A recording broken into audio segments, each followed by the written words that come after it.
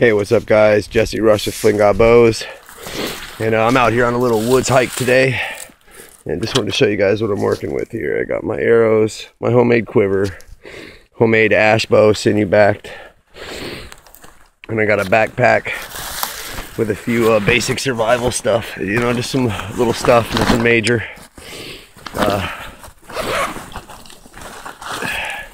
Flint knife, a couple fire starting implements in there, and I got a hatchet and face mask in case it gets cold, some binoculars, and in here I've got some thicker gloves, something to cook on in case I get stuck out here, and an 8-foot by 8-foot tarp, which is probably the most important thing I have in here. So what I'm looking for is arrowwood material, which would be all this red stuff you see around me. This is a red osier dogwood, but I'm looking for straighter stuff than that, but all this red. Here's a really nice red piece right here. I mean, just look how red that is. So that's the stuff I'm looking for, but I'm looking for taller, straighter pieces. And I've been on a deer game trail pretty much the whole time. You can see it right there. Anyway, I'll get back if there's something exciting. I'm also looking for witch hazel, but I don't really know how to identify it. Anyway, see you soon. All right, got myself nice and geared up. I got my bow, quiver, arrows, everything on me, backpack on, and I'm just hiking. Here's some nice sumac. See the sumac? That's how you can tell that's sumac right there. Yeah, I'm just gonna keep walking. Lots of dogwood around me, lots of it. But I've got a good bundle of that at home. I'll take some, but it's gotta be really nice. I'd like a big piece to make a bow out of, but there's not a lot of that around. Anyway, I'll be back. You can see here, something's been chewing on this here bark. If I had to guess, I'd say deer.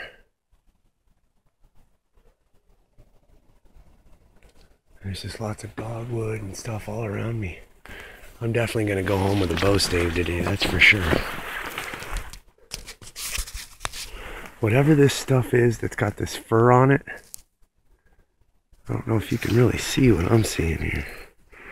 It's got velvety fur all over it. Every time I find that, I find that it's been being munched on. Something really likes it. And it's you need to be careful of. See that? That's ice. And even though it's probably just from a little 6-inch deep ditch, you never know you're on it until you fall through. I've learned about how to identify wood in the wintertime. You see this? This is an ash. I can tell you that by how the crackly appearance is of the bark, okay?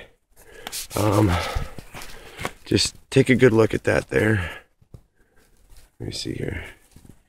See how crackly it is, how crackly it looks? Now watch here. The maple or something else, but you see how it's real vertical? It runs very vertical. Could be an oak or a maple or something like that, but this crackly looking stuff over here, that's ash. The reason I know that is because it looks just like the bark that was on this bow when I took it off. This actually wouldn't be a bad tree to cut. Cut it down there, cut it up here. The problem is that it's kind of big, and although that would make for a couple of really good bows, I'm gonna go ahead and look around a little more. I wish I knew more about wintertime identification, because these smooth trees, they could be a couple of different things, but there's a good chance they're maples. And wow, maple's a hell of a bow wood, but it could also be basswood, you know, poplar. I don't know. Well, here's something to let you know you're not the only one out here. There's a tree stand. It's not in a tree though. And then over here, there's like a backpack or something. Hello?